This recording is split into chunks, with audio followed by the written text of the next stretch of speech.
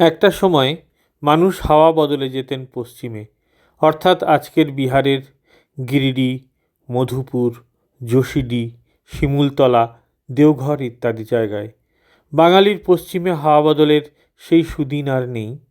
কিন্তু বাঙালির হাওয়া বদলের অভ্যাসের তেমন কোনো পরিবর্তন আজ এতকাল পরেও আসেনি। এখন হাওয়া বদলের অন্যতম একটি জায়গা হলো কলকাতা থেকে 150 কিলোমিটারের মধ্যে শান্তিনিকেতন। শান্তিনিকেতনের পূর্বপল্লীতে ছায়া সরণিগুলোতে হাঁটলে দেখা যায় বহু মানুষের শখের হাওয়া বদলের বাড়ি। কোনোটা তৈরি হয়েছে 10, 20, 30 বছর আগে, কোনোটা তার চেয়েও পুরনো। রাঙামাটির পথে পথে কেমন এক ঝিম ধরা নস্টালজিয়া, যেন অতীত আর বর্তমান এখানে মিলেমিশে একাকার হয়ে গিয়েছে। এখনও মানুষ স্বপ্ন দেখেন, এখনও মানুষ কবিতা ভাবেন, এখনও মানুষ গান শোনেন, এখনও মানুষ শহরের একঘেয়ে জীবনধারার লুডো ছক ছেড়ে বেরিয়ে পড়েন প্রকৃতির কোলে।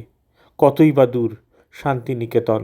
কবিগুরুর শান্তিনিকেতনের একটা অন্য আবেদন তো বাঙালি জীবনে রয়েছেই, কিন্তু তার বাইরেও এখানকার প্রকৃতি সেদিন যেমন বিশ্বকবিকে টেনেছিল, আজ সেরকম করেই আকর্ষণ করে আপামর বাঙালিকে।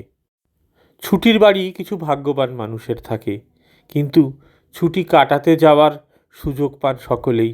কেউ হোটেলে থাকেন, কেউ লজে থাকেন, কিন্তু পায়ে পায়ে এই ছুটির বাড়ি বেরিয়ে নেওয়া অবশ্যই দরকার।